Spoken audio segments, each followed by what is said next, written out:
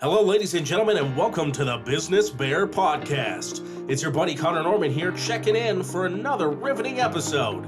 This one, we're going to be talking about Woodlake Tree Farm. Awesome business right here in our community that's making impact, quite honestly, even at our nation's capital. It's going to be exciting. We're going to talk all about that, but before we go there, let's go over a few housekeeping items here. Remember, folks, this podcast is endorsed by Garrett County Business Development, so any opinions shared by the host or their guests are their own and do not reflect that of the department or Garrett County government. Let's keep that in mind. Now, if you're listening for the first time, what is the Business B.E.A.R podcast? Well, this is your mover and shaker business podcast that lets you know what's happening right here in our backyard. If it's economic development, we're going to talk about it, and that includes profiling our businesses. That's right. That means if you have a business out there and you want to come in and talk all about yourself, give me a call. You can call me at 301-334-7281, or you can email me at cnorman@garrettcountymd.gov. Again, that's 301-334-7281, or email cnorman@garrettcountymd.gov. All right, folks, I think it's time we dive into this episode and learn about what's right here in our backyard with Woodlake Tree Farm. We've got the owners right here with us. We've got Taylor Signs and Burke Friend. How you doing today? Good, how are you, Connor? Good. I'm excited to have you guys in here. This has been an episode I've been looking forward to for a while because we've got some awesome information to share with all of our listeners today, which is a great service. Many people, maybe they're just moving into the area, maybe they've been here their whole lives, but they haven't been taking advantage of what you guys got. So we're going to get that out there. We're going to inform them of what Woodlake's all about. But before we go there, let's talk about you guys. We're going to start with Taylor. We'll go over to Burke. Guys, tell me a little bit about yourself and what you do there around the farm. Owner bought it and farm in 2005 from a gentleman by the name of Bob DeYoung. After he passed away, bought it from his family. Worked there when I was in high school part-time. Nice. So you've been familiar with the farm for a long time. Well, that's good. So we're talking to the absolute authority. You're going to know everything we need to know about the place. I don't know about all that. Oh, he's being humble. He's being humble. He's going to tell us about the treasure in the backyard, too. Yeah, exactly. Exactly. All right. Well, Burke, how about you? Well, I'm not an owner. I'm just the other half of Taylor. And I got involved in the tree farm, I guess, when we started dating in 2019. Okay. And so I do mostly the social media and that kind of thing, but I definitely had a new appreciation for a Christmas tree farm after being involved in one, because it's a lot more in depth than what people realize. We just don't plant a tree in our backyard and let it grow. Yeah, I imagine there's a whole process to it. So when you're doing the Christmas tree farm, let's break that down a little bit. Taylor, tell us about the process.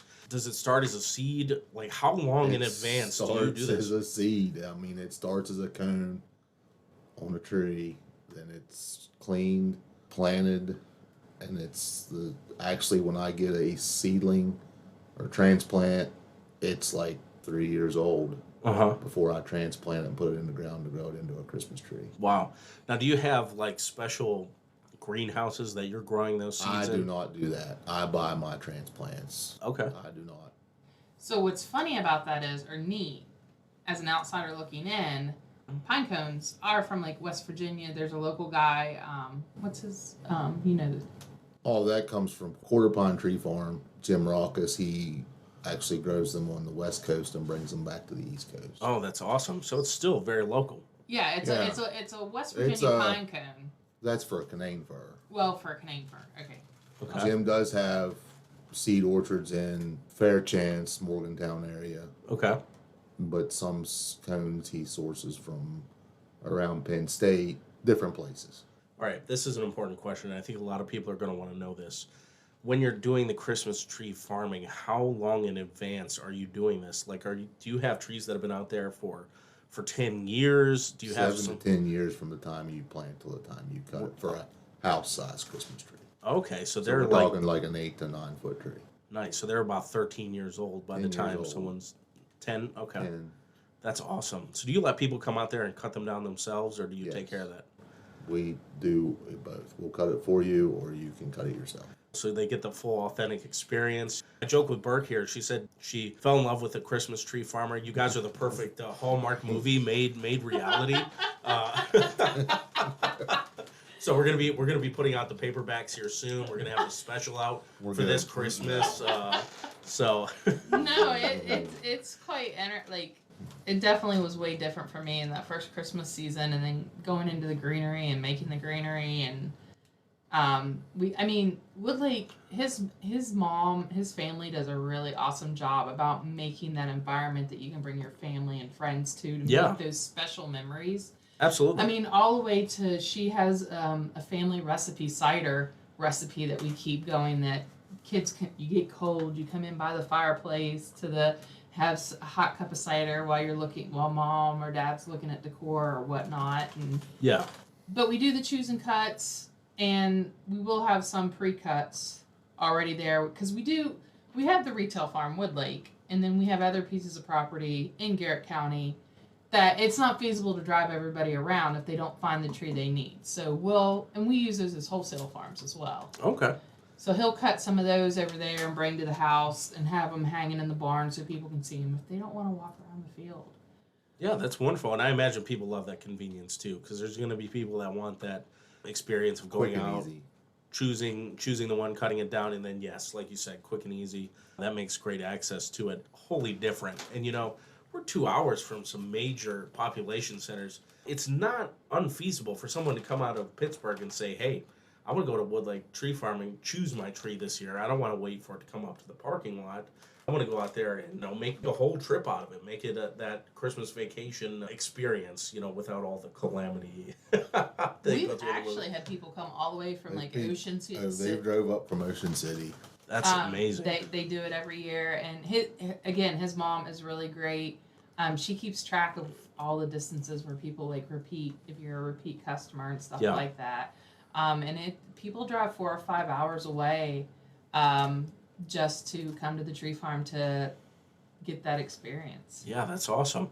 So is there any special treatment you'd use with the trees to help them grow faster? I mean, it's a tree. It's not like a dog. In a dog, you've got a puppy in 1 month, and then it's 80 pounds and giant by 8 months.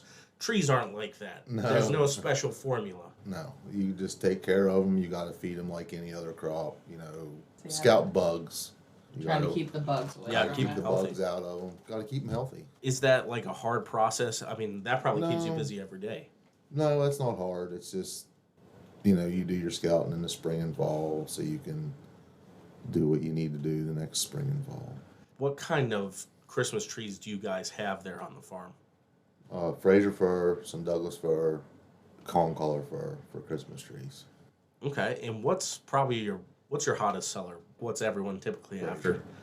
Fraser, is that like your typical Christmas tree? Fuller one, or is it like the what is that? Christmas Story? Like it's little. It's pretty. They like a nice. Most people want a nice trimmed, almost fake looking. Yeah, they want them full. They want them full. Short needle, full trees. Gotcha.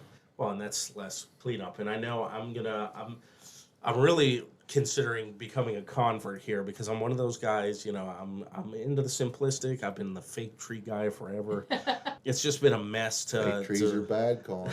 I know. See, and you're going to see me out on your lot this year because now I know I need to get away from the fake trees. I need to get the real stuff. Is there something just, in your opinion, more magic about a real tree over the plastic ones? The memory of getting the experience with families going and cutting their own, with watching the kids grow up, just the memory of getting it all.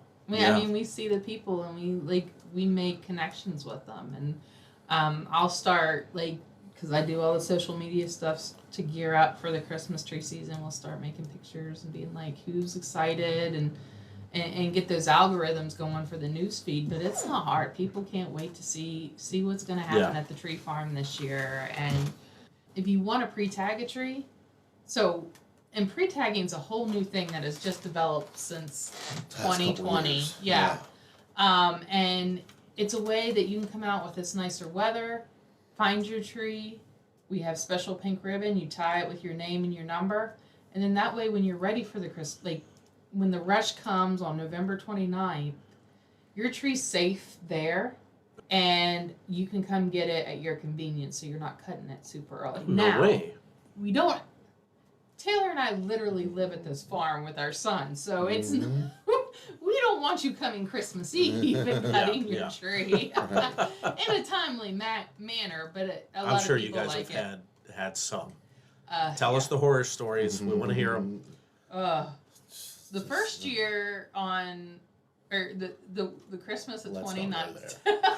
The Christmas of 2019 was the first year it went like super crazy. It was bad. It was the worst. It was before Christmas. It was before COVID, and it was before even COVID was. I mean, a lot of people were thinking. They were starting to talk about it before it really hit. Okay. But we had this. It was my first season, and there was a mass of people. I mean, we had a line wrapped around through the store, around cars were parked all the way to the main road, and they were just swarming our fields. And they were cutting trees high. Oh, and no. And it was Rookie bad. move. Yeah, it was bad. They didn't want to pay.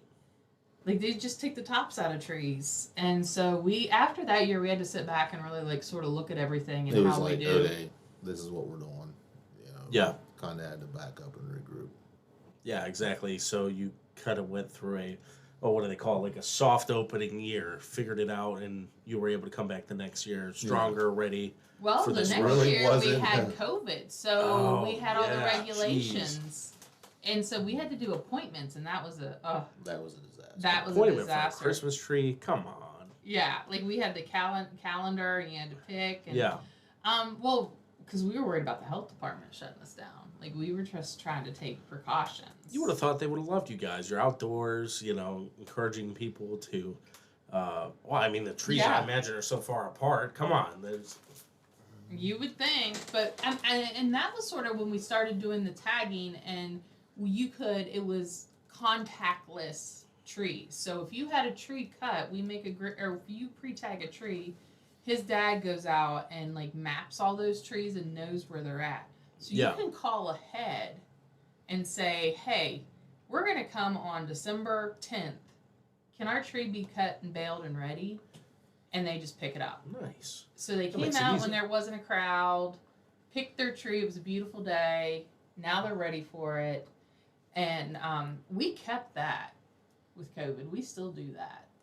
Yeah, we still do the tag, and you don't have to have an appointment. But, like, you come and tag your tree today and want it, Monday after Thanksgiving, and we'll get it ready for you unless you want to cut it. So, this is an important question. We see the prep for Christmas getting earlier and earlier. It seems like every year people want to set up. I'm totally for Christmas. If people want to celebrate, they want to celebrate. I get it, especially with busy lifestyles.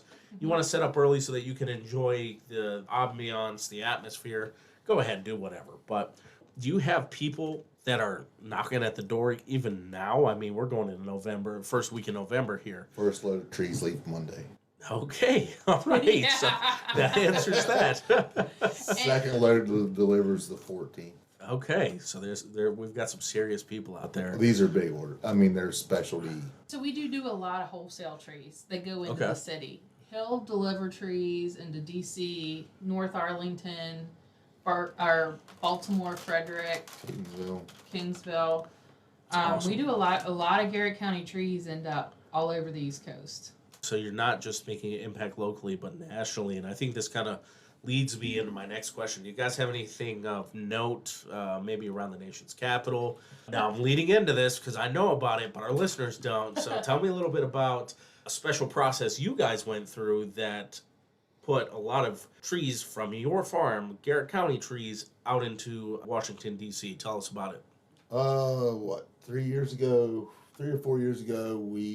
I got hooked up with a guy from Chapel Valley Landscaping, and he kind of become buddy, and we have done all the trees in the National Shrine for the past 4 years. That is incredible. I mean, what an awesome place. What a great attraction for so many people go there to visit it every year. And the beautiful trees that we've been seeing in their outreach and their marketing, all that stuff. They make a spectacle of it, and it's your guys' tree. If nothing else, not because of their Garrett County trees, you got to go see the building. It's just gorgeous. The building itself is unreal. Now, I understand they spend a lot of time dressing them up, making them look good. The decorations are on point. Yes. Well, and the Montessori actually came out to the farm, and they last came year and for last 2 year years. and picked their trees for the next 2 years. I mean, the bishop. That's awesome. I'm not Catholic, and I don't want to butcher this, but the bishops in the Montessori, is that what it is? It's The head priests, they came out. They made a I trip. don't. It was the summer. Monsignor. Monsignor, that's what it is. It's Monsignor from the National Shrine and a couple of the guys under him. And not either. Yeah, that is just so cool. I mean, and again, I've looked at some of the pictures in the past. I just put it in the National Shrine and then Christmas, and they have pictures from the last couple of years, and it is just stunning what they've done. So it's not just something that's cool, but it is that attraction that you can go and see and take a little bit of local pride in, knowing that a local business was able to provide that to this national attraction that people from all over the world, I'm sure, are going and seeing every day. We went last year after Christmas. We took we were on break. We took our boys up to see it, and it was breathtaking. And there was still quite a crowd going through, taking pictures with the trees, and the trees were in great shape. We both teared up when we saw them. It was very emotional because it is a process. How we got there was there's a lot of interior designers in DC that do some of these big homes, and they had contacted us on trees. Well, that's a whole nother deal. Well, no, yeah, and Chapel Valley was one. And Chapel Valley is the guys that do they take care of the grounds at the National Shrine. That was awesome. Thank you for sharing that, and it's just cool to see how far you guys have gone. And it's not just there. I'm sure people are coming and seeing those trees and contacting you from places you didn't even know, needed trees, and you're sending them out to them. So if somebody wanted to pay attention to you guys, tune in, hear the latest, do you guys have any website or social media that they can tune into? Well, we have both. The social media is going to be the most accurate. Okay. Our Woodlake Tree Farm, our Facebook page, that's where we do have a webpage, woodlaketreefarm.com. Okay. But the social media, the Facebook page is going to be your most accurate for all your information. So, and I mean, we're a tree farm. We are about diversification because we're farmers at the heart of it all. So we can't just survive on Christmas tree season alone. Mm-hmm. We're a family-run business. We're a family-run business that do diversification. So we have the Christmas trees, obviously in the Christmas season, but we also do the landscaping trees, privacy trees. We get a lot of business with that, with the lake taking down trees. Oh, no way. Yeah, putting up privacy fence, that kind of stuff. Gotcha. But we have crops and cattle, so we're always doing the diversification, and that was what That's I was awesome. getting at. That we try to keep up with the tree stuff on our Facebook page. Okay. The landscaping trees and stuff like that. But you guys have so much more that people could be taking advantage of too. Right. We have snowplow services at the lake. We do that a lot. And so, I mean, he does all of that. Him and the boys and his brother and his dad help a lot too. So that's really cool. It's kind of like a landscaping thing too. When you talk about having the trees available for things like privacy fences let's say it starts dumping snow tomorrow. Blizzard comes. It's Garrett County. There's always going to be snow, whether it's a little or a lot. You still need someone to help plow out the driveway. And it's always nice to have services or people that provide that service, here in our home. But it's cool to have that diversification because I think of some neighbors that are like, maybe I would like a tree or two in between me and them. No offense to my current neighbors. I'm going to take that out. But from a personal note, you may be hearing from me for some privacy trees too. Oh, and that was big at COVID.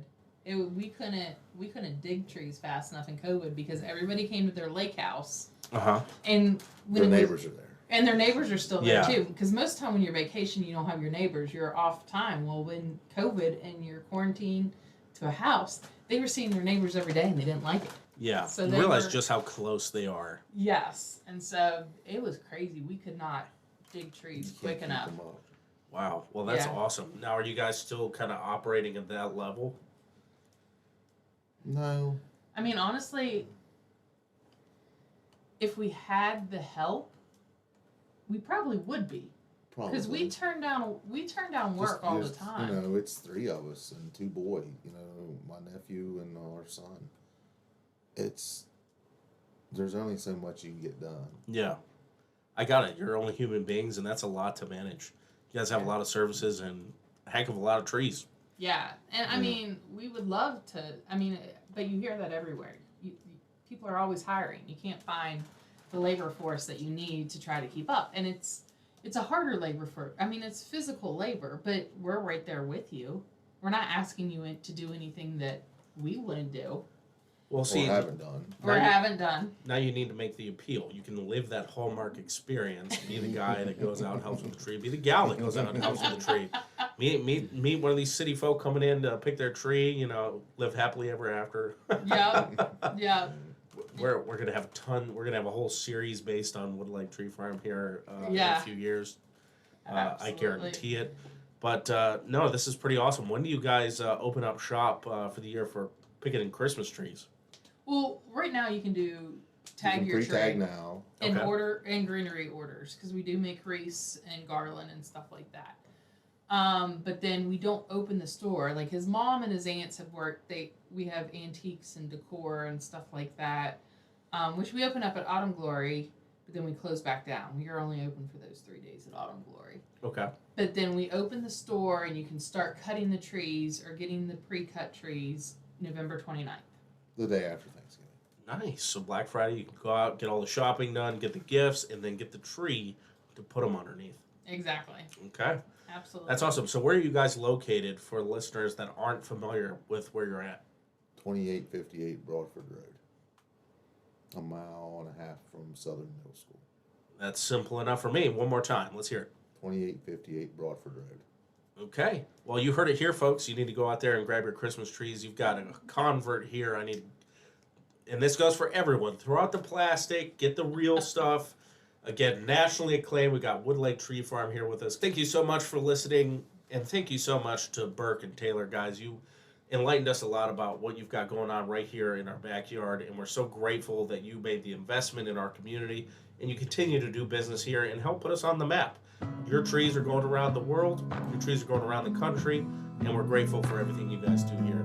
So thank you for your investment here in Garrett County. Thank you for coming in to do the Business B.E.A.R podcast. We appreciate having you in. Appreciate all of our listeners for tuning in for another episode of the Business B.E.A.R podcast. Remember to be following our Garrett County Business Development webpage, our Facebook, our X, our Twitter, and we are now on Instagram. All the platforms at your pleasure. Just follow us to find out what's going on here in your business community. Thanks again for listening, folks. I'm Connor Norman, and we'll see you on the other side.